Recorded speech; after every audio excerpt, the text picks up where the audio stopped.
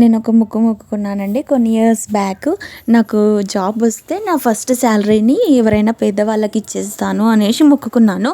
అంటే మాది కూడా మిడిల్ క్లాసే, కానీ నేను అలా మొక్కుకున్నాను అనమాట. నాకు జాబ్ వస్తే నేను నా ఫస్ట్ శాలరీని ఎవరికైనా ఇచ్చేస్తాను అనేసి అలా మొక్కుకున్నాక నాకైతే జాబ్ అయితే వచ్చిందండి. జాబ్ వచ్చిన తర్వాత ఏమైంది అంటే, సరే అని జాయిన్ అయ్యాను. జాయిన్ అయిన తర్వాత 1 మంత్ అయితే అయిపోయింది. అయిపోయిన తర్వాత శాలరీ వచ్చింది. శాలరీ వచ్చినాక ఇంకేమనిపించిందంటే, అబ్బా! ఫస్ట్ శాలరీ వచ్చింది కదా! అయితే ఈ ఫస్ట్ శాలరీని ఏం చేద్దామంటే, నాకు అవసరాలు ఉన్నాయన్నీ, ఏవేవైతే అవసరాలు ఉన్నాయో అవి కొనుక్కుందాము అనేసి మా ఫ్యామిలీతో డిస్కస్ చేసి నెక్స్ట్ శాలరీని వేరే వాళ్ళకి ఇచ్చేద్దాం, కానీ ఫస్ట్ శాలరీ ఇంట్లోకి యూజ్ చేద్దాము, మనం ఏమైనా మనకు కావాల్సిన వస్తువులన్నీ తెచ్చుకుందాము అనేసి అనుకున్నాం అనమాట. నాకు కావాల్సి అంటే మేము ముగ్గురం కలిసి మా మదరు, మా సిస్టరు, నేను కలిసి ముగ్గురం కలిసి ఇంకా షాపింగ్ అని బయలుదేరినాం. అయితే ఇక్కడ నుంచి అమీర్పేట వెళ్ళిపోయాం. మేము ఉన్న ప్లేస్ నుంచి అమీర్పేటకి అయితే వెళ్ళిపోయిన తర్వాత అక్కడ మంచి అప్పట్లో బిగ్ బజార్ ఉండే కదా, ఆ బిగ్ బజార్లో షాపింగ్ చేసుకున్నాం అనమాట. కావాల్సినవి అంటే నీడెడ్ థింగ్స్ ఉంటాయి కదా, అవన్నీ చేసుకున్నాం షాపింగ్. ఆ తర్వాత నెక్స్ట్ ఎక్కడికి వెళ్ళినాం, పక్కకే తరణి ఉంది, తరణికి వెళ్ళి కొన్ని డ్రెస్ మెటీరియల్స్ కూడా తీసుకున్నాం. సో మొత్తం ఎంతైతే శాలరీ వచ్చిందో అదంతా కంప్లీట్గా ఖర్చు అయితే చేసేసినాం. అయితే చేసిన తర్వాత నెక్స్ట్ ఏం చేసినాం, ఇంకా కొన్ని డబ్బులు ఉండే అనమాట. నాకు జాబ్ వచ్చింది, ఇంకేంటి మనము బస్సులో వెళ్ళాల్సిన అవసరం ఏముంది, ఆటోలో వెళ్దాము, మనము మీటర్ ఆటో మాట్లాడుకొని వెళ్దామని ముగ్గురం అయితే ఆటో మాట్లాడుకొని ఆటోలో కూర్చున్నాం. షాపింగ్ చేసిన వస్తువులన్నీ చేతిలో పట్టుకున్నాం. అయితే చేతిలో పట్టుకున్నాక మా సిస్టరు ఇంకా మాకు ఇద్దరికి కలిపి ఒక ఆలోచన, మనము షాపింగ్ చేసిన బ్యాగులన్నీ చేతిలో పట్టుకొని కూర్చోనా, కాళ్ళ దగ్గర పెట్టుకుంటే మళ్ళీ అటు ఇటు పడిపోతే ఎందుకు ఆ డిస్టర్బెన్స్, అంటే మీటర్ ఆటోలో వెనుకకు బ్యాగ్లు వేసుకోవడానికి ఉంటుంది కదా, ఆ బ్యాగ్లు వేసుకోవడానికి వెనుకకి వేసేసినాం అనమాట.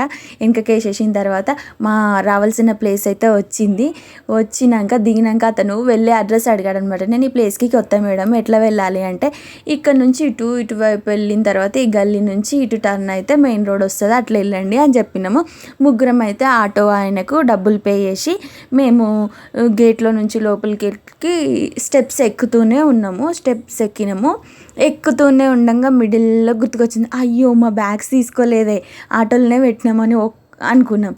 ఒక్కరికి కూడా ఆటోలో పెట్టినామని అస్సలు గుర్తులేదు. అయితే గుర్తు రాగానే వెంటనే చూసినాం, ఆటో అతను కనిపించలేదు. మాకు బైక్ ఉండే అనమాట అప్పట్లో. అయితే ఆ బైక్ స్టార్ట్ చేద్దామనేసి స్టార్ట్ చేసుకొని వెళ్ళినాం. అయితే స్టార్ట్ చేసుకొని వెళ్ళంగానే ఒక గల్లీలో మొత్తం చీకటి, అంటే మరీ డార్క్గా ఉంది.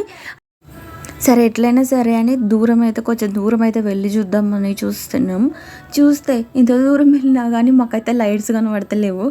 ఇంకా వెళ్దాం, ఎట్లైనా అతన్ని పట్టుకుందాం అనేసి ఆటోని పట్టుకుందాం అనుకున్నాము. ఆటో నెంబర్ గుర్తులేదులే కానీ ఏదో ట్రై చేద్దామనేసి అనుకున్నాము. ఆటో డ్రైవర్ అయితే కొంచెం గుర్తుండే. అయితే అనుకొని కొంచెం ముందు పోయినాము. మాకు బండికి అయితే ఏదైతే ఉంటుందో లైటు, ఆ లైట్ కూడా ఖరాబ్ అయిపోయింది. అంటే ఆ లైట్ రావడం బంద్ అయిపోయింది. అంటే ఇది ఫెయిల్ అయిందో ఏంటో తెలియదు, కానీ సడన్గా లైట్ ఆఫ్ అయిపోయింది. ఇంకా ఆయన ముందుకు వెళ్ళాలంటే మాకు చాలా భయం వేసింది. అది హైదరాబాదే, కానీ ఎందుకంత లైట్స్ లేవో, స్ట్రీట్స్ లైట్స్ ఆ గల్లీ మొత్తం ఒక 1-2 కిలోమీటర్స్ అసలు లైట్స్ లేవు. ఇంకా మాకైతే భయం వేసి వెనక్కైతే వచ్చేసినాం.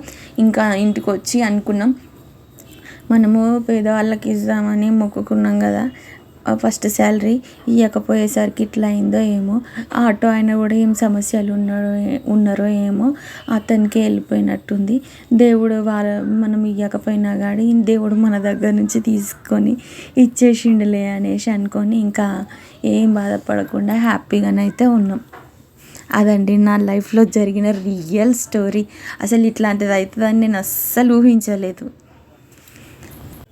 అప్పుడు అనుకున్నా అండి, దేని గురించి అయినా మొక్కుకుంటే వెంటనే తీర్చేసుకోవాలి అనేసి.